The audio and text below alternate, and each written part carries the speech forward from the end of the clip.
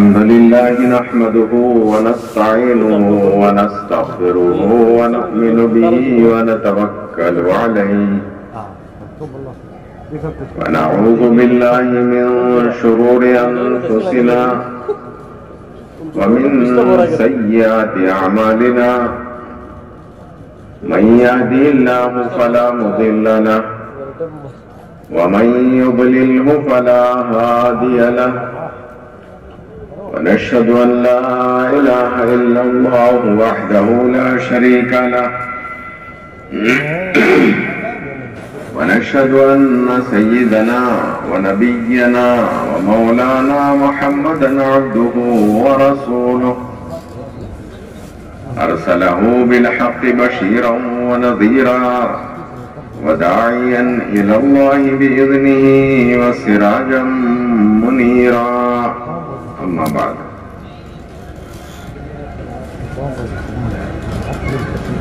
میرے بھائیوں دوستوں عزیزوں اور بزرگوں،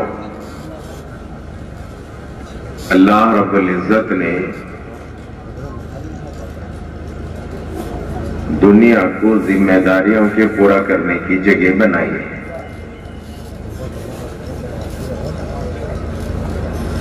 انسان اپنی غفلت سے یہ سمجھتا ہے یا اپنی نادانی سے یہ سمجھتا ہے کہ دنیا خواہشات کے پورا کرنے کی جگہ ہے، حالانکہ اللہ رب العزت نے ایمان والوں کے لیے خواہشات کے پورا کرنے کی جگہ وہ دنیا نہیں بنائی ہے، بلکہ بولیے کیا بنائی ہے؟ تو آخرت میں جنت بنائی۔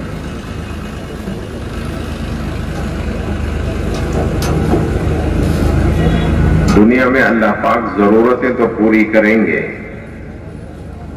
خواہش کسی کی پوری نہیں کریں گے۔ کیوں؟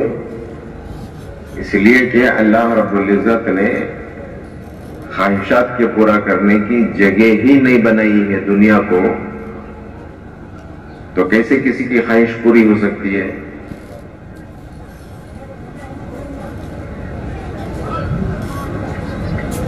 ضرورتیں تو پوری ہوں گی، ہر مخلوق کی، ہر وقت کی، ہر ضرورت جو بھی ہے اس کو اللہ پوری کریں گے۔ اسی کو رب کہتے ہیں، رب العالمین تمام جہانوں کا پالنہار ہے، ہر مخلوق کی، ہر وقت کی، ہر ضرورت وہ پورا کرنے والی ذات وہ رب العالمین کی ذات ہے۔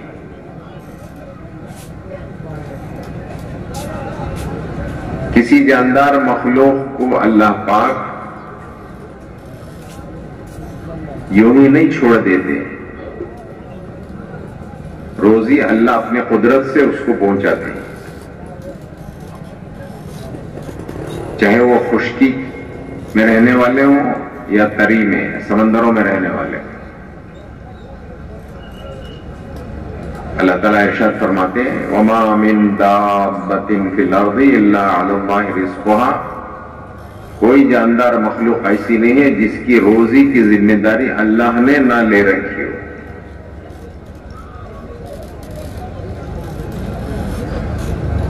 زمین ہو یا سمندر ہو، خشکی ہو یا تری ہو، جہاں بھی مخلوق بستی ہے جاندار، اس کی روزی اپنے قدرت سے اللہ اس کو پہنچاتے ہیں۔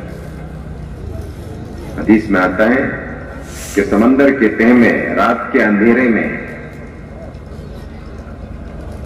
مچھلی کا ایک ننھا سا بچہ رات کا کھانا کھا کے اللہ کی تعریف بیان کرتا ہے، الحمدللہ الذی عشانی ولم ینسانی فی ظلمات اللیل۔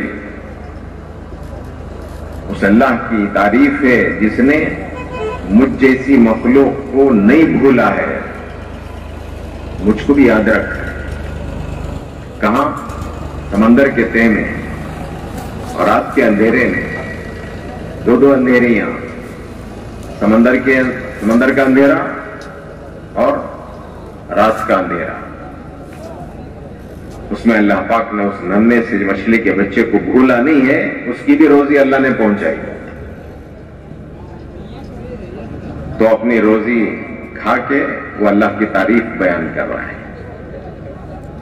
غرض یہ کہ ضرورتیں تو اللہ پوری کریں گے، لیکن خواہش کسی کی پوری نہیں ہوتی، چونکہ اللہ پاک نے انسان کو مٹی سے بنایا ہے، اس کے اندر خواہشات تو پیدا ہوں گی، اس کے اندر خواہشات پیدا ہونے کی مثال ایسی ہے جیسے سمندر کی موجیں ہیں۔ سمندر دیکھیں ہیں ماشاءاللہ سب، سمندر کے کنارے کھڑے ہو جاؤ تو موجیں کیسی آتی ہیں سمندر سے، لہریں کیسی آتی ہیں، ایک کے پیچھے ایک کے پیچھے برابر آتی رہتی۔ جب سے سمندر بنا ہے اس وقت سے آج تک وہ لہریں، وہ موجیں چل رہی ہیں، اور جب تک سمندر باقی رہے گا اس وقت تک وہ موجیں برابر چلتی رہیں گی۔ کوئی ان موجوں کو گن سکتا ہے؟ کوئی ان لہروں کو گن سکتا ہے؟ سمندر میں جو لوٹیں آتی ہیں اس کو کوئی گن سکتا ہے؟ کوئی نہیں گن سکتا۔ اسی طرح فرماتے ہیں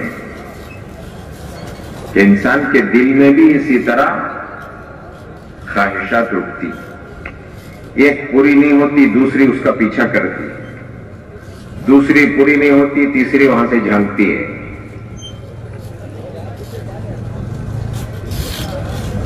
جس طرح سمندر کی لہروں کو کوئی گن نہیں سکتا، اسی طرح انسان کے خواہشات کو بھی کوئی گن نہیں سکتا۔ ایک نوجوان بولیا کرتے ہیں، مجمع میں نوجوان بیٹھے ہیں، ناراض تو نہیں ہو جائیں گے نا جی؟ ناراض تو نہیں ہو جائیں گے نا؟ اسٹوڈنٹس کا حلقہ تو الگ لگا ہے، کالج اور اسکول کے پڑھنے والے تو ان کی مجلس الگ ہو رہی ہے، یہاں بھی کچھ ماشاءاللہ بہت سارے نوجوان بیٹھے ہیں، ناراض تو نہیں ہو جائیں گے نا؟ ایک نوجوان بولے کرتے، مولوی صاحب سمندر میں کیا لہریں اٹھیں گی، کیا موجیں اٹھیں گی، اس سے زیادہ ہمارے دل میں خواہشات کی موجیں اٹھتی ہیں۔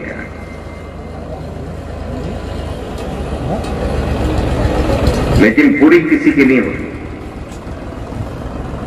اسی لیے ایک شاعر کہتا ہے، ہزاروں خواہشیں ایسی کہ ہر خواہش پہ دم نکلے۔ کتنے دماں دیا ہے اللہ جی؟ کتنی جانیں دی ہے؟ ایک ہی تو جان ہے، خواہشیں کتنی ہیں؟ ہزار نہیں، ہزاروں خواہشیں، ہر خواہش پہ دم نکلے۔ ایک ہی خواہش پہ دم چلا گیا، ایک ہی خواہش پہ دم چلا گیا، جان چلی گئی تو باقی خواہشوں کا کیا ہوگا؟ اس لیے اللہ رب العزت نے دنیا کو خواہشات کے پورا کرنے کی جگہ ہی نہیں بنائی۔ اللہ وعدہ کرتے ہیں خواہشات تو پوری کریں گے، لیکن وہ وَلَكُمْ فِيهَا مَا تَشْتَهِي أَنفُسُكُمْ وَلَكُمْ فِيهَا مَا تَدَّعُونَ، تمہارا جو جی چاہے گا، تمہارے جی میں جو آئے گا، اللہ اس کو پورا کرنے کا وعدہ کرتے ہیں، لیکن دنیا میں نہیں، وہ آخرت میں جنت میں اللہ پوری کرے گا۔ تو میں نے عرض کیا میرے دوست بزرگوں، دنیا کو اللہ رب العزت نے ذمہ داریوں کے پورا کرنے کی جگہ بنائی۔ کیا ذمہ داریاں ہیں؟ کہتے ہیں کہ ہر مسلمان کی 3 ذمہ داریاں ہیں۔ مسلمان ہے، چاہے وہ کالا ہو، گورا ہو، امیر ہو، غریب ہو، پڑھا لکھا ہو، ان پڑھ ہو، شہری ہو یا دیہاتی ہو، کاشتکار ہو یا تاجر ہو، جنگل کا رہنے والا ہو یا محل کا رہنے والا، افریقہ میں رہتا ہو یا یورپ میں رہتا ہو، آسٹریلیا میں رہتا ہو یا امریکہ میں رہتا ہو، مرد ہو یا عورت ہو، مسلمان ہے تو اس کی 3 ذمہ داریاں۔ پہلی ذمہ داری ہر مسلمان کی یہ ہے کہ اپنی ذاتی زندگی دیندار بنائیں.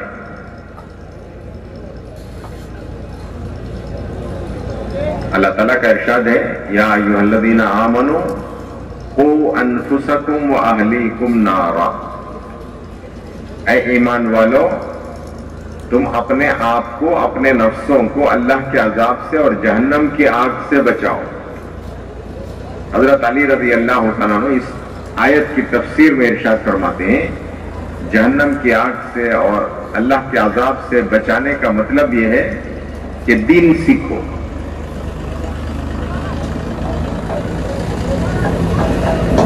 اپنی ذاتی زندگی دیندار بناؤ، اس لیے کہ اللہ رب العزت نے دین ہی پر دنیا اور آخرت کی کامیابی کا وعدہ کیا ہے. جس کی زندگی میں دین ہوگا اللہ پاک اس کو کامیاب کریں گے، اور جس کی زندگی میں دین نہیں ہوگا اللہ پاک اس کو ناکام اور برباد کریں گے. یہ اللہ تعالیٰ کا ضابطہ ہے، اور یہی قانون اللہ کا جب سے دنیا بنی ہے اس وقت سے آج تک اور قیامت تک یہی ضابطہ اللہ کا رہے گا. دین کیا ہے؟ وہ ایک مکمل طریقہ زندگی ہے جس کو حضور اکرم صلی اللہ علیہ وسلم اللہ کی طرف سے لے کر آئے. وہ ماں کی گود سے لے کر قبر کے گڑھے تک کی پوری زندگی.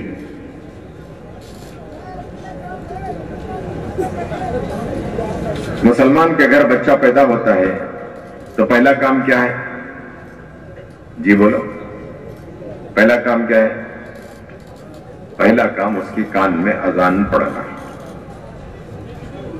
دوسرے کان میں اقامت پڑھنا.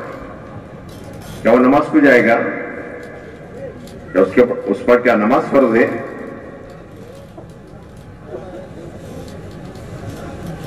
ابھی دنیا میں آیا ہے، ابھی اس کا رونا بھی بند نہیں ہوا ہے، شیر خار بچہ ہے. وہ آیا ہے تو پہلا سبق اسے جو دیا جا رہا ہے وہ اس کے کانوں کے ذریعے سے اس کے دل میں یہ بات بٹھائی جا رہی ہے کہ صاحبزادے دنیا میں آئے ہو، دنیا کی کوئی چیز بڑی نہیں ہے، اللہ بڑے ہیں. اللہ کی بڑائی کی دعوت دی جا رہی ہے، اور اللہ کی بڑائی اس کے کانوں کے ذریعے سے اس کے دل کے اندر اتاری جا رہی ہے. یہ پہلا سبق ہے. دنیا میں آیا ہے بچہ تو پہلا سبق یہ دیا جا رہا ہے. یہ تعلیم ہے، حضور صلی اللہ علیہ وسلم کی طرف سے یہ تعلیم ہے.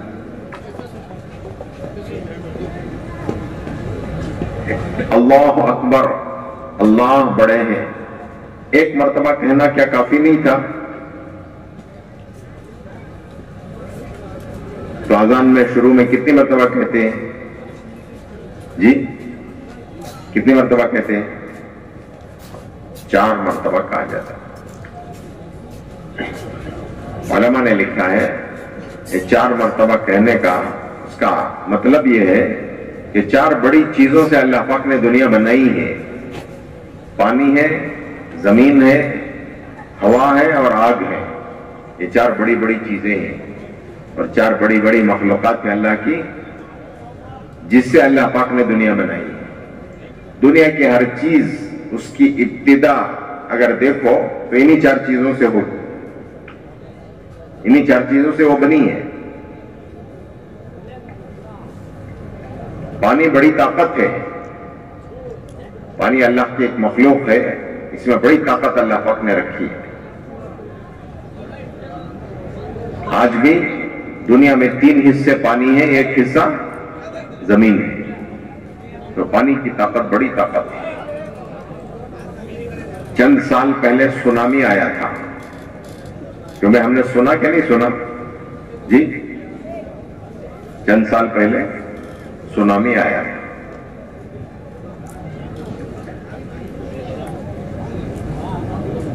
کیا ہوا؟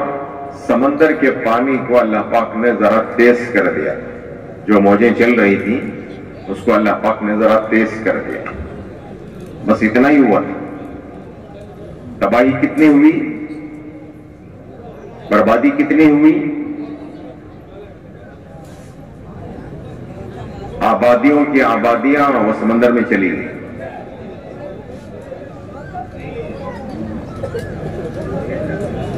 समंदर के किनारे जो सड़कें बनी हुई थी, उन सड़कों पर जो गाड़ियां चल रही थी, जो ट्रकें थे, ट्रेलर्स थे, बड़े बड़े कंटेनर्स लेके चल रहे,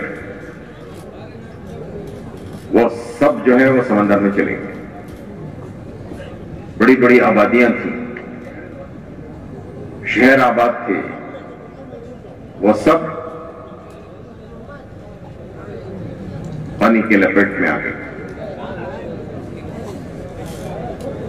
इंडोनेशिया में जजीरे हैं, हजारों जजीरे हैं। एक जजीरे से दूसरे जजीरे में जाना तो कई घंटों का सफर होता है पानी के जहाज से, फेरी कहते हैं, उसमें बैठ के आदमी जाते हैं। जब सुनामी आया तो एक जजीरे में जो कुछ आबादियां थी और जो कुछ गाड़ियां थी और जो कुछ था, वो सब ऐसा बह गया, कहते हैं जिस तरह बारिश के पानी में सिगरेट के पैक और मैच बॉक्स बहते हैं, इस तरह बह गए।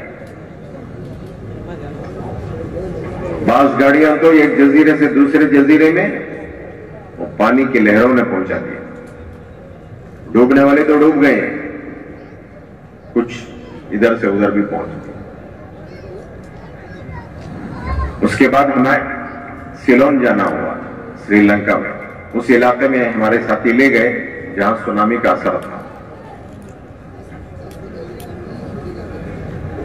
समंदर के किनारे वहां देखा तो कई कुएं बने हुए, बौड़ियां सैकड़ों बने हुए। हमने पूछा कि ये कुएं कैसे? तो कहने लगे जितने कुएं हैं ये सब घर थे, सारे घर बह गए, कुएं बाकी रहे।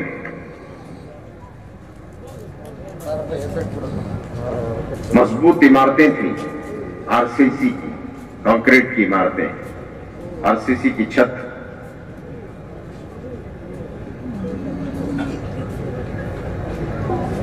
पानी की लपेट में आई तो उसकी छत ऐसे निकलकर पड़ी हुई थी। आरसीसी की छत है, पक्की इमारत है, उसकी छत ऐसे निकल के पड़ी हुई है जिस तरह औरतें खाना पकाने के वक्त में देगची के ऊपर का ढकना या पतीली के ऊपर का ढकना निकाल के बाजू रखती है, इस तरह वो पूरी छत निकल के पड़ी।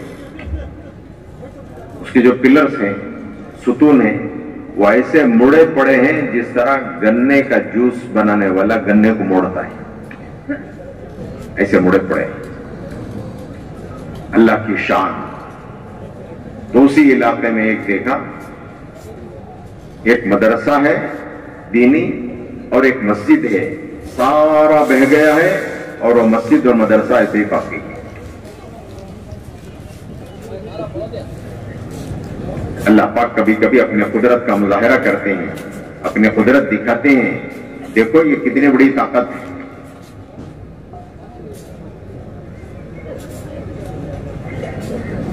ये सब तबाही जो आई, सिर्फ समंदर को अल्लाह पाक ने जरा तेज कर दिया।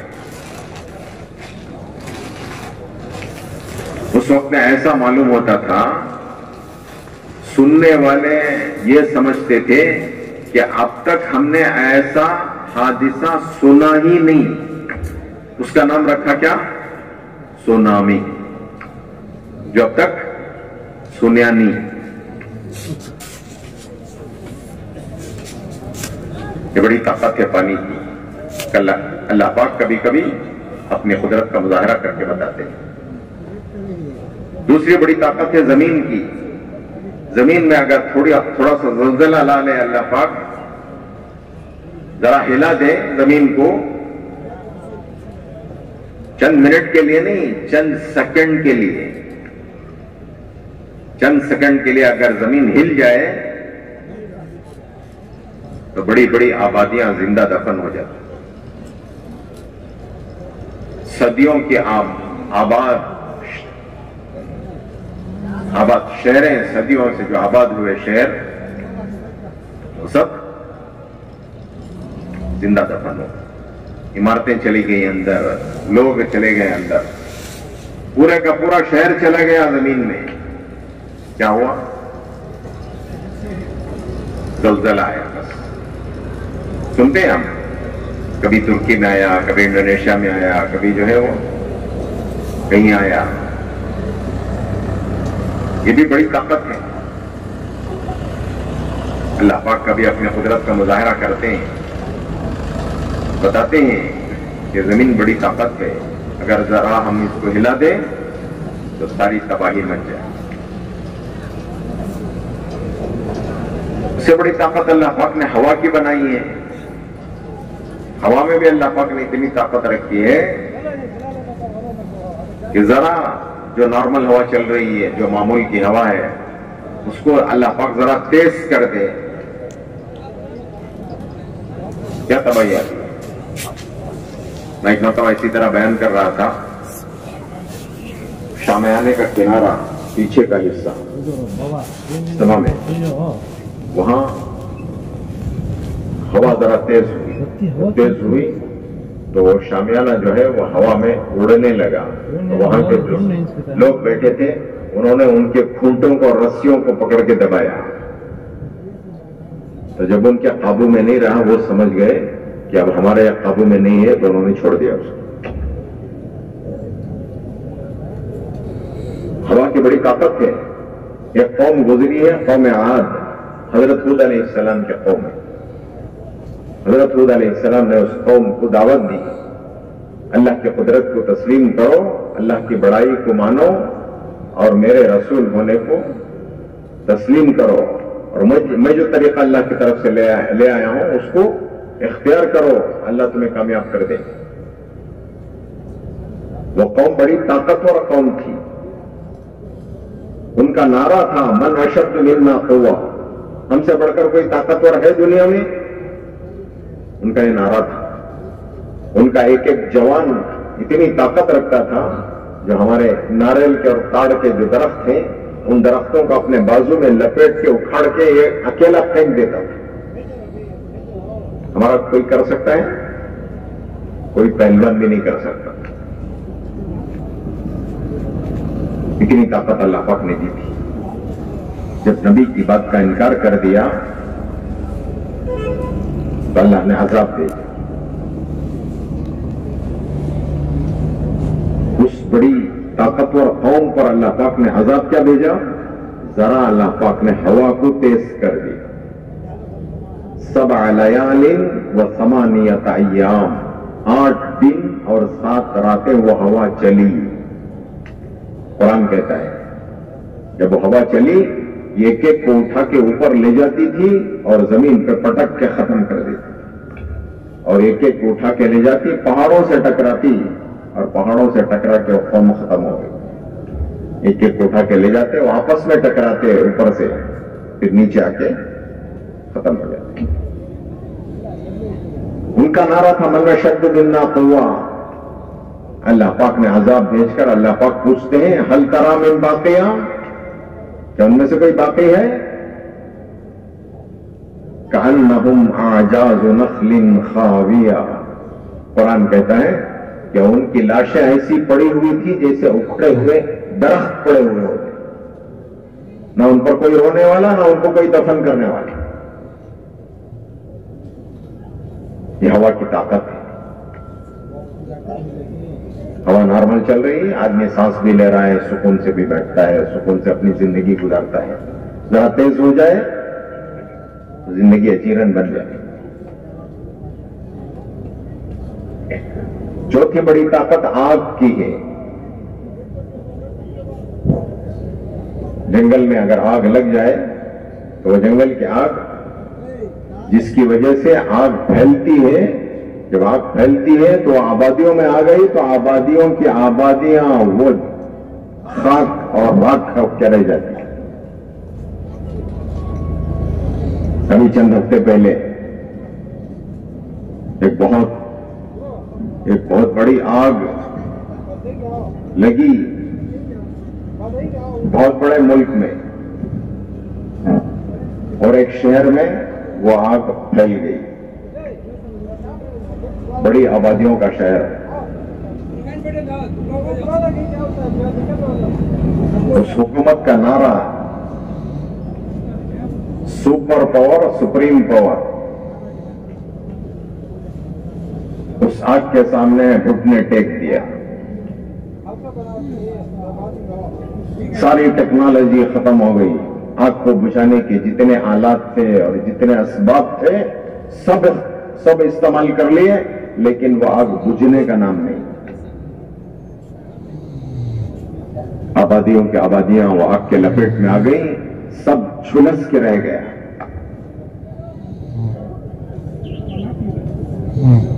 अल्लाह पाक अपने कुदरत का मुजाहरा करते हैं।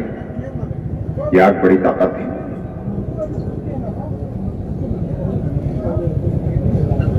ये चार बड़ी ताकतें, इसको अनासिर अरबा कहते हैं अरबी में। ये चार बड़ी ताकतें जिसकी नफी पहले दिन पैदा हुए बच्चे को ये बात समझाई जा रही है कि ये ताकतें बड़ी नहीं है साहिबजादे, अल्लाह की ताकत बड़ी है। दावे करने वाले दावे कर रहे हैं हमारे पास बड़ी ताकत है, हम बड़ी कुव्वत वाले हैं, हमारे पास एटम बम भी है, नाइट्रोजन बम भी है, हाइड्रोजन बम भी है, केमिकल वेपन भी है, पता नहीं क्या क्या है। कहते हैं ये जितनी ताकतें हैं अल्लाह की ताकत के मुकाबले में ये ताकतें मकड़ी के जाला है। मकड़ी के जाले की कोई हैसियत नहीं है। सबसे कमजोर अगर घर किसी का है दुनिया में तो किसका है? किसका है? वो मकड़ी के जाले का है। आदमी अपना घर बंद करके महीने 2 महीने के लिए चला गया, वापस आया, घर खोल के देखा तो पूरे घर में मकड़ियों ने जाला तन दिया है, जाला बना लिया है, अपना घर बना लिया। क्या करता है आदमी? बस एक झाड़ू लेकर फेर दिया तो सारे जाले खत्म हो। मौलाना मोहम्मद उमर साहब पालनपुरी रहमतुल्लाह अलैह फरमाते थे कि जितने दावेदार हैं अपनी अपनी ताकत के, उस तमाम ताकतों पर अल्लाह की ताकत इतनी बड़ी ताकत है कि अल्लाह के अजाब का एक झाड़ू फिर जाए तो सारी ताकतें खत्म हो जाए। अल्लाह बड़े कुव्वत वाले हैं, अल्लाह बड़ी ताकत वाले हैं। ये अल्लाह की बड़ाई, पैदा हुए बच्चे को पहले दिन ये उसके कान के जरिए से उसके दिल के अंदर ये बात उतारी जा रही है, जिस जगह से तुम आए हो साहिबजादे, वो जगह मां का पेट है, वो बहुत तंग जगह थी, वहां पलटना करवट लेना भी तुम्हारे लिए मुश्किल था। अब आए हो दुनिया में, यहां हर चीज बड़ी नजर आएगी। यहां की कोई चीज बड़ी नहीं है, यहां की कोई ताकत बड़ी नहीं है। कौन बड़े हैं? अल्लाह बड़े हैं। इसीलिए 4 मरतबा कहा गया अशहदु अल्ला इलाहा इल्लल्लाह, गवाही दो इस बात की कि अल्लाह के सिवा कोई माबूद नहीं। अशहदु अन्ना मुहम्मद रसूलुल्लाह, मोहम्मद सल्लल्लाहु अलैहि वसल्लम अल्लाह के रसूल है। हय्या अला सलाह हय्या अल फलाह, चलो नमाज की तरफ, चलो कामयाबी की तरफ। यहां उलमा फरमाते हैं उस बच्चे को नमाज तो पढ़ना नहीं है, लेकिन नमाज के उन्वान पर अल्लाह पाक ने हुक्म यह दिया कि अल्लाह के हुक्म के पूरा करने में अल्लाह पाक ने कामयाबी रखी है। अल्लाह का हुक्म पूरा करोगे अल्लाह कामयाब करेंगे, अल्लाह का हुक्म तोड़ोगे तो अल्लाह नाकाम और बर्बाद करे। आखिर में फिर अल्लाहु अकबर, ला इलाहा इल्लल्लाह, नहीं कोई माबूद सिवाय अल्लाह के, करने धरने वाली जात वो अकेले अल्लाह की, नफा नुकसान अल्लाह के हाथ में, शिफा और बीमारी अल्लाह के हाथ में, इज्जत जिल्लत अल्लाह के हाथ में, कामयाबी नाकामी अल्लाह के हाथ में, जिंदगी मौत अल्लाह के हाथ में। किसी के हाथ में कुछ नहीं है। अल्लाह के अलावा जो कुछ है वो सब अल्लाह का गैर है। अल्लाह का गैर अल्लाह के बगैर कुछ नहीं कर सकता। अल्लाह ताला अपने गैर के बगैर सब कुछ कर सकता है।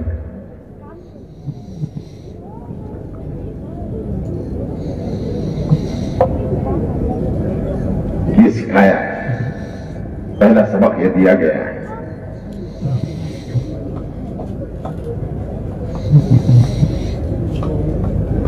ہمارے اپنے دل کا رجحان اللہ کی طرف ہو. نظر تو آئے گا اس سے ہو رہا ہے، اس سے ہو رہا ہے، اس سے ہو رہا ہے. کیسے؟ کھیتی سے غلہ اور اناج ملنا نظر آتا ہے، باغوں سے پھلوں کا ملنا نظر آتا ہے، تجارت سے نفع کا ملنا نظر آتا ہے، نوکریوں سے ملازمتوں سے تنخواہ کا ملنا نظر آتا ہے، شادیاں کرنے سے نکاح سے اولاد ملنا نظر آتا ہے، آسمانوں سے بارش کا برسنا نظر آتا ہے، زمین سے غلوں کا اگنا نظر آتا ہے، سورج سے روشنی، سورج سے گرمی یہ ہمیں نظر آتی ہے. فرمایا جو کچھ نظر آ رہا ہے وہ سب آنکھوں کا دھوکہ ہے، کسی میں کچھ نہیں ہے، یہ سب خالی برتن کی طرح ہیں. اللہ اس میں جو ڈالیں گے وہ ملے گا. نکاح آدمی کر لے، اگر اللہ اولاد نہ دے تو ساری دنیا مل کے اس کو اولاد نہیں دے سکتی. زمین پہ آدمی محنت کرے، اگر اللہ نہ چاہے تو وہ زمین اس کو غلہ اور اناج نہیں دے سکتی. تجارت آدمی کرے، تاجر، جب تک اللہ نہ چاہے اس کو نفع نہیں مل سکتا. عزت کی چوٹیوں پہ پہنچ جائے، اگر اللہ اس کو عزت دینا نہ چاہے تو اس کو کوئی دنیا کی طاقت اس کو عزت نہیں دے سکتی. آدمی بیمار ہو جائے، دوائیوں کی دوائیاں کھا جائے، دوائیوں کی دکان کھا جائے، ڈاکٹر کے پرسکرپشن سے وہ ساری دوائیاں کھا لے، اگر شفا اللہ کی طرف سے نہیں ہے تو ساری دوائیاں مل کر اس کو شفا نہیں دے سکتی، سارے ڈاکٹر مل کر اس کو شفا نہیں دے سکتے. سب کچھ اللہ کے ہاتھ میں، کرنے دھرنے والی ذات ایک پہلے اللہ کی ہے.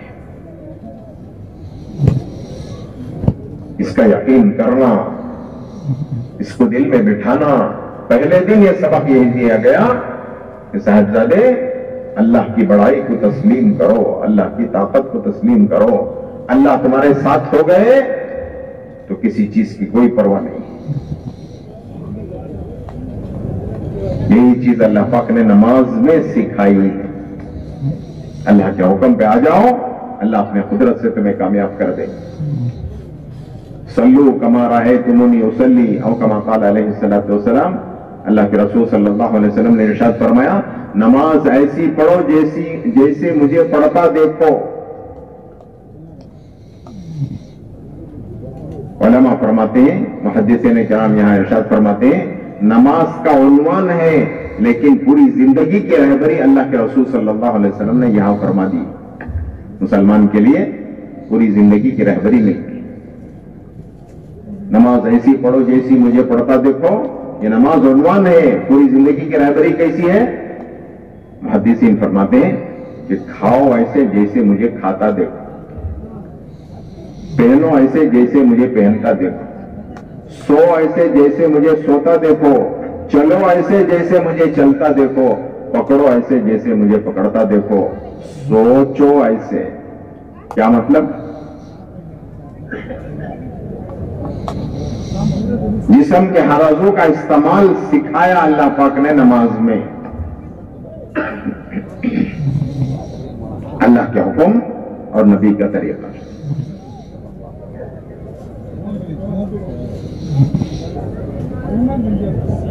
نماز کے عنوان پر پوری زندگی کو اللہ کے رسول صلی اللہ علیہ وسلم نے قید کر کے بتا دی. مسلمان آزاد نہیں ہے، مسلمان پابند ہے.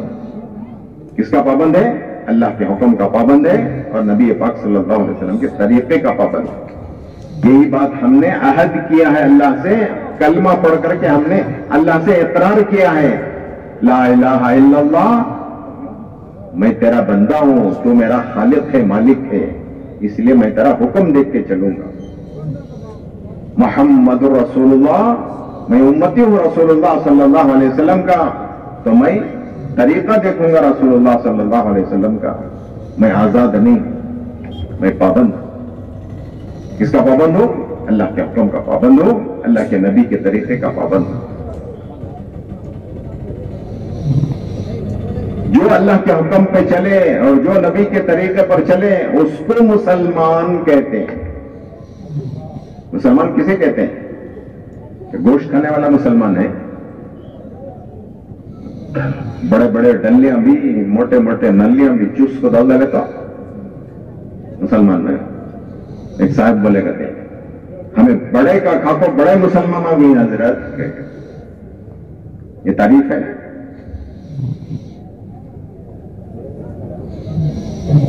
ہم کس کے بندے؟ ہم کس کے بندے؟ ہم اللہ کے بندے ہیں. تو اللہ کا حکم دیکھیں گے. ہم امتی ہیں رسول اللہ صلی اللہ علیہ وسلم کے. ہم طریقہ دیکھیں گے رسول اللہ صلی اللہ علیہ وسلم کا. ہم خواہش کے بندے نہیں ہیں. ہم نفس کے بندے نہیں ہیں. ہم زمانے کے بندے نہیں ہیں. ہم حالات کے بندے نہیں ہیں. ہم دنیا کے بندے نہیں ہیں. ہم کس کے بندے ہیں؟ ہم اللہ کے بندے ہیں. جس کی مانے اس کا بندہ کہتے ہیں. جی جس کی مانے اس کا بندہ. خواہش کی مانے تو خواہش کا بندہ. نفس کی مانے تو نفس کا بندہ. حالات کی مانے تو حالات کا بندہ. زمانے کی مانے تو زمانے کا بندہ. دنیا کی مانے تو دنیا کا بندہ. جورو کی مانے تو میں نہیں بولتا, انسلٹ ہو جاتی. تو ہم کس کے بندے؟ ہم اللہ کے بندے ہیں. ہم اللہ کا حکم کیا ہے یہ دیکھیں گے. ہم امتی ہیں رسول اللہ صلی اللہ علیہ وسلم کے. ہم طریقہ دیکھیں گے رسول اللہ صلی اللہ علیہ وسلم کا. یہی بات اللہ پاک نے نماز میں سکھائی.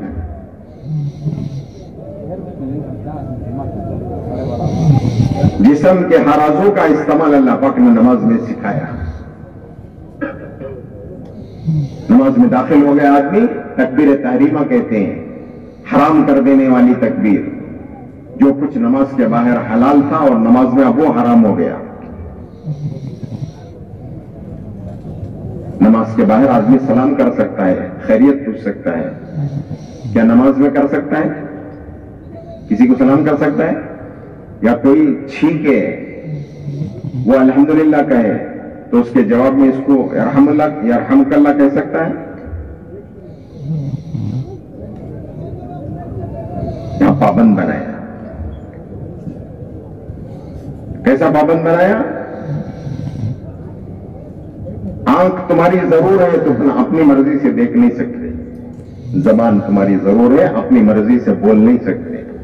پیر تمہارے ضرور ہیں, اپنی مرضی سے چل نہیں سکتے. ہاتھ تمہارے ضرور ہیں, اپنی مرضی سے استعمال نہیں کر سکتے. تکبیر کہتے وقت میں ہاتھوں کو کندھے تک اٹھا سکتے ہیں, اس کے اوپر اٹھا سکتے ہیں. اجازت ہے؟ نہیں ہے. دیکھنے میں پابند ہے. قیام کی حالت میں سجدے کی جگہ دیکھو. رکوع میں جاؤ تو پیروں پہ نگاہ رکھو. سجدے میں جاؤ تو ناک پہ نگاہ رکھو. جب تشہد میں بیٹھو, قاعدے میں بیٹھو تو گود میں نگاہ رکھو. سلام پھیرو تو کندھے پہ نگاہ رکھو. آنکھ تمہاری ضرور ہے, اپنی مرضی سے دیکھ نہیں سکتی. اللہ کے حکم سے دیکھے گی, نبی کے طریقے پر دیکھے گی. زبان تمہاری ضرور ہے, اپنی مرضی سے بول نہیں سکتے. نہ کسی کے سلام کا جواب دے سکتے, نہ کسی کو سلام کر سکتے. ارے بھائی وہ تو چھوڑو. قیام میں قرآن پڑھنے کی اجازت ہے. میں رکوع میں اور سجدے میں جا کے قرآن پڑھتا ہوں گا تو پڑھ سکتے؟ حالانکہ قرآن ہے, لیکن رکوع اور سجدے میں نہیں پڑھ سکتے. کہاں پڑھیں گے؟ تو قیام میں پڑھیں گے. زبان کا استعمال اللہ پاک نے سکھایا. دماغ تک کا استعمال اللہ پاک نے سکھایا. کیسے سکھایا؟ اللہ کے علاوہ کسی کو مت سوچو. اللہ کی عبادت ایسی کرو جیسے تم اللہ کو دیکھ رہے ہو. اگر یہ درجہ نصیب نہیں ہے تو اتنا سوچو کہ اللہ مجھے دیکھ رہا ہے. تیسرا کوئی درجہ ہی نہیں. دماغ تک کو اللہ پاک نے پابند کر کے بتایا. اسی لیے فرمایا کہ جس کی نماز بن گئی اس کی زندگی بن گئی, جس کی نماز بگڑ گئی اس کی زندگی بگڑ گئی. جس طرح نماز میں آدمی ہر عضو کا استعمال کرتا ہے اور اللہ کے حکم پر کرتا ہے, نبی کے طریقے پر کرتا ہے, یہ 10-15 منٹ کی نماز ہے تو ہماری پوری زندگی جو ہے وہ نماز کی ترتیب پر آئے ہیں. نماز کے باہر ہم اپنی مرضی کے مالک نہیں ہیں. جس طرح نماز میں اللہ کے حکم کے پابند ہیں، نبی کے طریقے کے پابند ہیں، نماز کے باہر بھی ہم اللہ کے حکم کے پابند ہیں اور نبی کے طریقے کے پابند ہیں. ہم اپنی مرضی کے مالک نہیں ہیں. اور مسلمان کا کوئی کام دنیا نہیں ہے، ہر کام اس کا دین ہے. اس کا کمانا دین ہے، اس کا کھانا دین ہے، اس کا خرچ کرنا دین ہے، اس کا بیوی بچے کرنا دین ہے. اللہ اکبر، اس کا استنجا جانا، بیت الخلا جانا بھی دین بن سکتا ہے. اس کا کوئی کام دنیا نہیں، ہر کام دین بن سکتا ہے، بشرطے کہ اس میں یہ دیکھ لے کہ اس میں اللہ کا حکم کیا ہے اور نبی کا طریقہ کیا ہے. یہ سکھایا اللہ پاک نے نماز میں. کس وقت اللہ کا کیا حکم میری طرف متوجہ ہے، اس حکم کو اللہ کے نبی نے کس طریقے سے پورا کیا ہے، اس کو جاننے کا نام علم ہے. باقی جتنے علوم ہیں وہ سب کہتے ہیں ہنر ہے، وہ کمائی کا ذریعہ ہے، پیٹ پالنے کا ہے. علم کیا ہے؟ کس وقت اللہ کا حکم کیا میری طرف متوجہ ہے، اس حکم کو اللہ کے نبی نے کس طریقے سے پورا کیا ہے، اس کو جاننے کا نام علم ہے اور اس کو پورا کرنے کا نام ذکر ہے.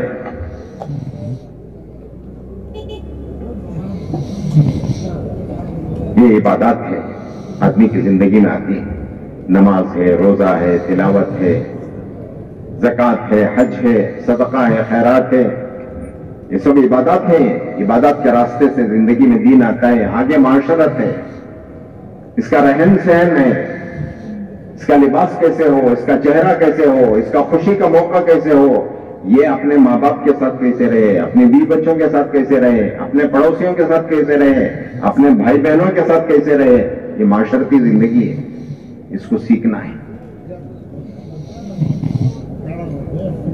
حقوق بتائیں، کس کا کیا حق ہے وہ جانے، اس کا حق ادا کرے. حقوق بھی بتائے، حدود بھی بتائے. یہ حق ہے، یہ حد ہے. یہ حق ادا کرنا ہے، یہ حد سے آگے نہیں بڑھنا ہے. معاملات بتائے، مسلمان کا معاملہ کیسے ہونا چاہیے. صاف صاف ہو مسلمان کا معاملہ. کسی سے عہد کیا ہے تو عہد پورا کرے، کسی سے قرضہ لیا ہے تو قرضہ ادا کرے. مسلمان سے قرضہ لیا ہے تو ادا کرے، غیر مسلم سے لیا ہے تو بھی ادا کرے. مسلمان سے عہد کیا ہے تو بھی پورا کرے، غیر مسلم سے عہد کیا ہے تو بھی پورا کرے. جس طرح مسلمان سے جھوٹ نہیں بول سکتے، اس طرح غیر مسلم سے بھی جھوٹ نہیں بول سکتے.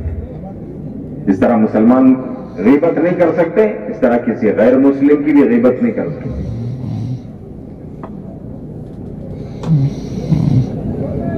آج مسلمانوں کا معاملہ اتنا بگڑا ہوا ہے. ایک مرتبہ مولانا قاسم قریشی صاحب رحمۃ اللہ علیہ فرمانے لگے، ایک صاحب آئے، صاحبہ کہنے لگے، حضرت ون وے ٹریفک حضرت ہماری. کیا بھائی وہ ون وے ٹریفک کا تو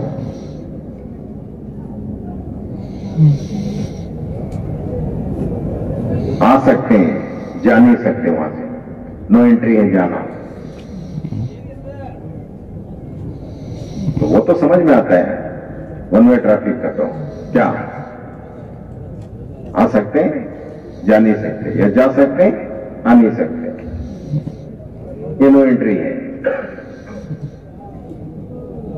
نہیں حضرت ویسا نہیں. پھر کیا بھائی ون وے ٹریفک کا تو مسلمان لینا جانتا ہے، دینا نہیں جانتا.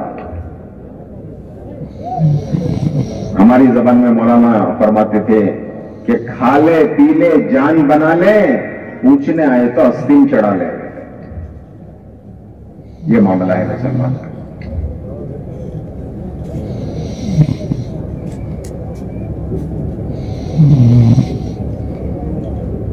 حضرت رسول پاک صلی اللہ علیہ وسلم کسی کی نماز جنازہ پڑھانے کے لیے آتے تو پہلا سوال یہ کرتے کہ اس کے ذمے کوئی قرضہ تو نہیں ہے. اگر قرضہ ہے، وہ ادا کیے بغیر دنیا سے چلا گیا ہے، تو حضور اس کی نماز جنازہ نہیں پڑھاتے تھے، کسی اور سے کہہ دیتے کوئی پڑھا لے اسے. جب تک اس کے قرض کی ذمہ داری کوئی دوسرا نہیں لے لیتا اس وقت تک حضور اس کی نماز جنازہ نہیں پڑھاتے. اتنا سخت معاملہ ہے.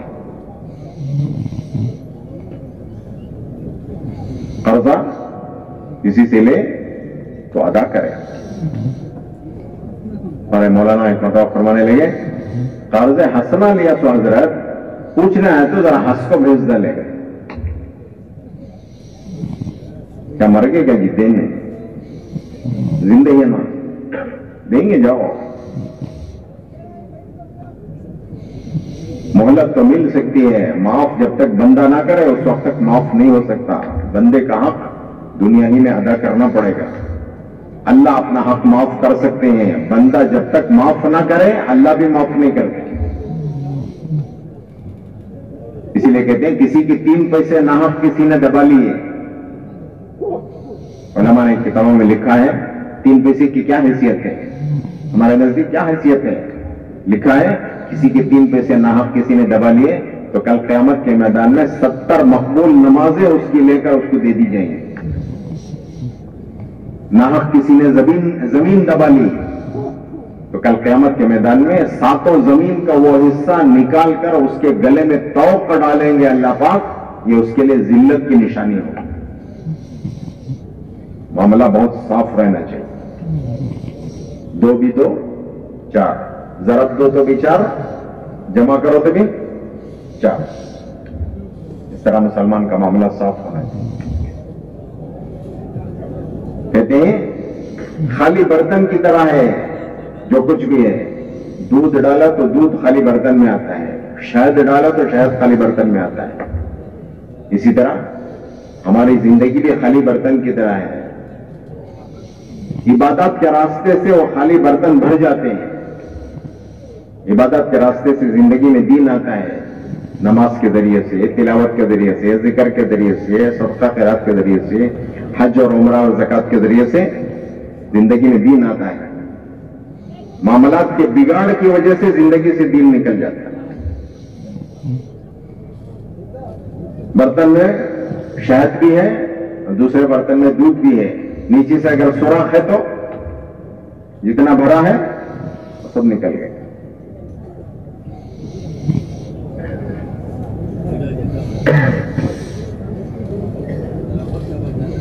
آدمی کے عمل کی جو حفاظت ہوتی ہے وہ عمل کی حفاظت معاملات کی صفائی اور لوگوں کے حق کو ادا کرنے پر اس کے عمل کی حفاظت ہوتی ہے.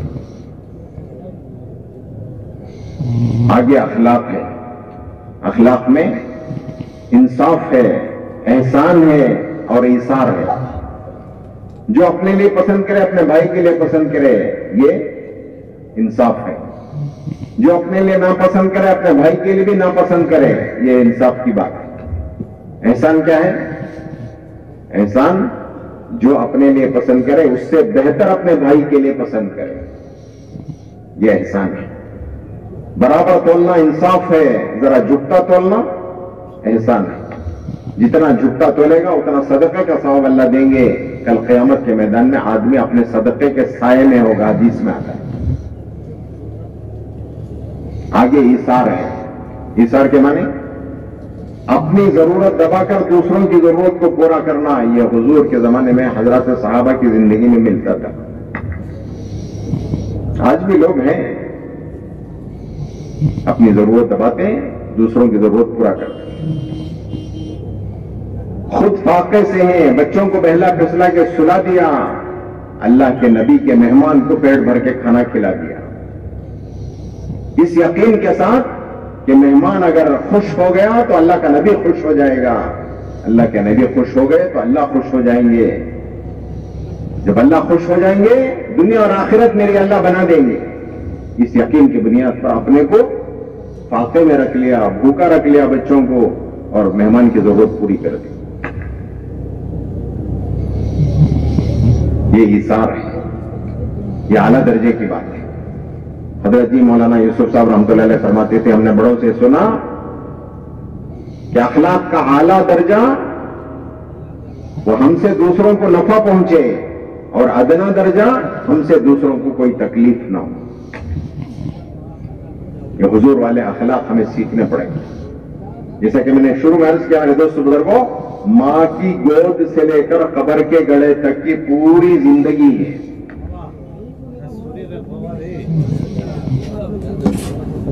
ٹھنڈا ہے. اللہ کے رسول صلی اللہ علیہ وسلم نے پوری زندگی کا دین سکھایا. پوری زندگی میں جتنے شعبے ہیں ان شعبوں میں دین زندہ کرنے کو کہا. اور دین آتا ہے وہ محنت سے آتا ہے، اور محنت ہوتی ہے تو زندگی میں دین آتا ہے. محنت چھوٹ جاتی ہے تو زندگی سے دین نکل جاتا ہے. نکلتا تو بعد میں، پہلے جو آنا ہے وہ آتا نہیں، جو ہے وہ بھی چلا جاتا. اور محنت کا زمانہ ہر ایک کو اللہ پاک نے جو دیا ہے وہ موت تک کا دیا ہے. موت کب کہاں کس وقت آئے گی کسی کو اس کا علم نہیں، لیکن اس موت کے آنے سے پہلے آدمی محنت کر کے اپنی زندگی میں مکمل دین زندہ کرے. یہ ہر مسلمان کی پہلی ذمہ داری ہے.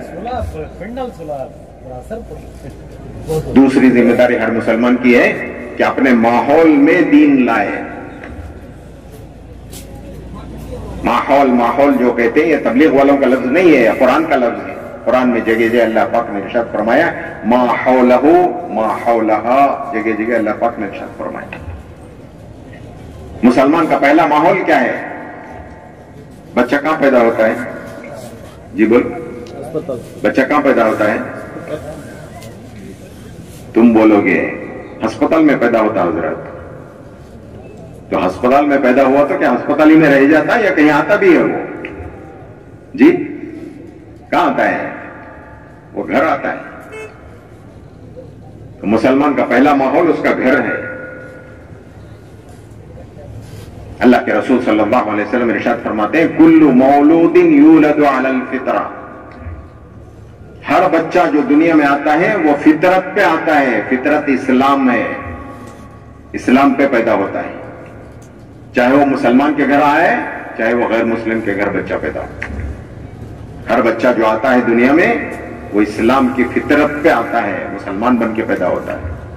ابواہ یحودانہ ینصرانہ یمجسانہ او کما قال علیہ الصلوۃ والسلام. اللہ کے رسول صلی اللہ علیہ وسلم ارشاد فرماتے ہیں اس کے ماں باپ یا تو اس کو یہودی بنا دیتے ہیں، یا تو اس کو نصرانی بنا دیتے ہیں، یا تو اس کو مجوسی بنا دیتے ہیں. جو گھر کا ماحول ہوتا ہے وہ ماحول میں بچہ ڈھل جاتا ہے. تو پہلا ماحول وہ گھر ہے. تو گھر میں دین ڈالنے کے لیے کہتے ہیں کہ گھر کی تعلیم کرو، گھر میں تعلیم زندہ کرو، گھر میں فضائل کی کتابیں پڑھو. عمل کا شوق آئے گا، عمل کرنا آسان ہوگا. حضرت شیخ نے فضائل کی کتابیں لکھی ہیں. ان کتابوں میں سے ہر کتاب میں سے تھوڑا تھوڑا روزانہ پڑھو تاکہ عمل کا شوق پیدا ہو. دنیا کی ہر چیز کی قیمت تو ہم جانتے ہیں لیکن عمل کی قیمت ہم نہیں جانتے. کس عمل پر اللہ کیا دینے والے ہیں. تعلیم تعلیم تعلیم جو کہتے ہیں، تعلیم کے کیا معنی؟ بڑے فرماتے ہیں تعلیم کے معنی یہ ہیں کس عمل پر اللہ راضی اور خوش ہوتے ہیں، اللہ راضی اور خوش ہو کر کیا انعام دیتے ہیں، اور کس عمل کے چھوڑنے پر اللہ ناراض ہوتے ہیں اور ناراض ہو کر اللہ کی طرف سے کیا سزا ملتی ہے. اس کو سننے سنانے کا نام تعلیم. اللہ کا کلام ہے اور حضور کی حدیث ہے. اللہ کے کلام میں نور ہے، حدیث میں نور ہے. جب یہ کتابیں پڑھی جائیں گی تو ہمارے گھروں میں نور آئے گا. اگر ایسے اعمال گھر میں زندہ ہوں گے تو جس سے نور نکلتا ہو، حدیث میں آتا ہے جس گھر میں نماز پڑھی جاتی ہے، قرآن کی تلاوت ہوتی ہے، اللہ کا ذکر ہوتا ہے، دعائیں مانگی جاتے ہیں، سنت والی زندگی ہے، تو یہ گھر آسمان والوں کے نزدیک ایسے چمکتے ہیں جیسے زمین والوں کے نزدیک آسمان کے ستارے چمکتے. وہ نور کس کا ہے؟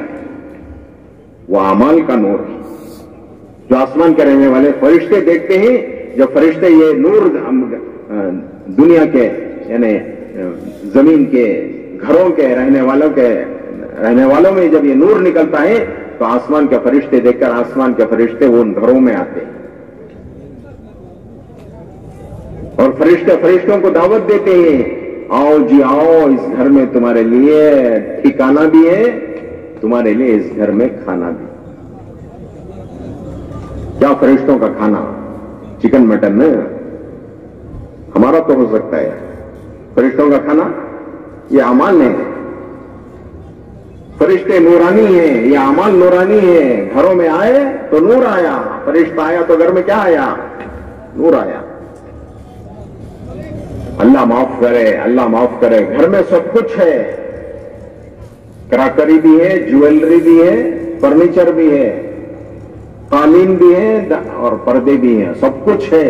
اگر نہیں ہے تو اعمال سے ہمارے گھر ویران ہو چکے.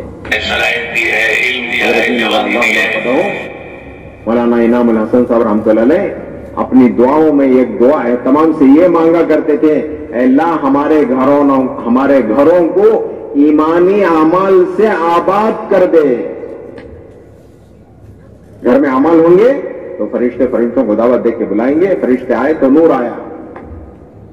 گھر میں سب کچھ ہے، عمل نہیں ہے تو فرشتوں سے کہتے ہیں چلو جی چلو، اس گھر میں نہ تمہارے لیے کھانا ہے نہ تمہارے لیے ٹھکانا ہے. فرشتے چلے گئے تو فرشتے گئے تو کیا گیا؟ جی بولو بھائی. فرشتے گئے تو کیا گیا؟ نور گیا. نور گیا تو کیا آیا؟ جی کیا آیا؟ روشنی چلی گئی تو کیا آیا؟ اندھیرا آیا. اب بم ڈیا مار لا کو جاتی کہتے کیا بم ڈیا مارتے؟ مولوی صاحب ہمارے گھر میں نحوستاں گھس گئی حضرت، ہمارے گھر میں دلندرا کیا گھس گئی حضرت، اس کے لیے ذرا دعا کرو حضرت. کیا انہوں گھس گئی سکی یا ہمیں گھسا لی سکی؟ کیا ان کو ٹانگا ہم گھسنے کے واسطے؟ ہم نے اعمال سے گھروں کو خالی کر دیا تو نحوستوں کے شکار ہو گئے. پریشانی آئی، مصیبتیں آئیں. تو گھر میں سکون، چین، اطمینان ہو تو گھر میں تعلیم کرو، فضائل کی کتابیں پڑھو، ایمان تازہ ہوگا، عمل کا شوق پیدا ہوگا، عمل کا کرنا اللہ پاک آسان کر دے. گھر کی عورت میں دین آئے تو خاندان میں دین آئے گا، بچوں میں دین آئے گا تو نسلوں میں دین باقی رہے گا. اس لیے گھر میں دین لانا ضروری ہے. اس کے لیے گھر کی تعلیم، اور گھر والوں کو 3 دن کے لیے جماعت میں لے جاؤ. اللہ توفیق دے، 2-3 مرتبہ 3 دن لگ گئے عشرے میں لے جاؤ. عشرہ لگ گیا اللہ توفیق دے خود 4 مہینے لگاؤ، گھر والوں کو چلے میں لے جاؤ. گھر والوں کا چلہ لگ گیا تو پورے عالم کے لیے دروازہ کھل گیا. پچھلے سال ہم فیجی گئے تھے. فیجی کہاں ہے؟ اس کے لیے ترتیب بناؤ کہتے ہیں. ان اجتماعات میں بلا کر، ان اجتماعات میں بٹھا کر بیانات سنا کر بھیجنے کے لیے نہیں بلاتے. بھائی آؤ بیانات سن کے جاؤ، واعظ تقریر کرا کے نہیں بھیجا جاتا. بلکہ میرے دوست بزرگوں، پوری دنیا میں واعظ کی، تقریر کی، نصیحتوں کی کوئی کمی نہیں ہے. ہر جگہ واعظ ہو رہے ہیں، ہر جگہ تقریریں ہو رہے ہیں، ہر جگہ نصیحتیں ہو رہے ہیں. تبلیغ والے بھی اگر یہی کر لیا تو پھر کیا ہوا؟ ہم اجتماع میں یہاں اس لیے بلاتے ہیں کہ یہاں آئے ہیں تو کچھ ارادے کر کے جاؤ، کچھ عزائم کر کے جاؤ، نقد جاؤ اللہ کے راستے میں. جیسے کل کارگزاری آئی الحمدللہ، اجتماع کی تاریخ ملنے کے بعد سے اجتماع تک تقریباً 100 جماعتوں نے کام کیا ہے آپ کے ضلع میں. کتنی جماعتوں نے؟ 100 جماعتوں نے کام کیا ہے. یہ گاؤں گاؤں، بستی بستی، گھر گھر، در در، ایک ایک فرد کے پاس پہنچی ہے. اجتماع کو عنوان بنا کر انہوں نے پورے دین کی دعوت دی ہے. بھائی آؤ ہم دین پر چلیں. ہم نے کلمے میں اقرار اللہ سے کیا ہے، اے اللہ تیری مان کی زندگی گزاریں گے، تیرے نبی کے طریقے پر زندگی گزاریں گے. جب ہم اللہ کی مانیں گے اور اللہ کے نبی کے طریقے پر زندگی گزاریں گے، اللہ راضی اور خوش ہو جائیں گے. جب اللہ راضی اور خوش ہو جائیں گے تو اللہ پاک ہماری دنیا اور آخرت اللہ بنا دیں گے. یہی دعوت ان جماعتوں نے جا کر کے دی ہے. ان جماعتوں نے محنت کی، ان جماعتوں کی قربانیاں، ان جماعتوں کی محنت، ان جماعتوں کی دعاؤں کی برکت سے آپ لوگ یہاں تشریف لائیں. اور یہاں کر یہاں سے بھی نیت کرو کہ انشاءاللہ یہاں سے بھی ہم جماعتوں میں جائیں گے. یہ جماعتیں نکل کر یہی محنت کرتی ہیں، زندگی میں دین لانے کی کوشش کرتی ہیں، ماحول بنانے کی کوشش کرتی ہیں، ذمہ داری پورا کرنے کی کوشش کرتی ہیں. اللہ کا شکر ہے दुनिया के कोनों कोनों में जमातें जा रही हैं। अफाद जहाँ से आते हैं मशवरे से जमातें जा रही हैं। अल्लाह का शुक्र है, अल्लाह का एहसान है। ये मुबारक महीना है आने वाला और ये इज्तिमा का मौका है।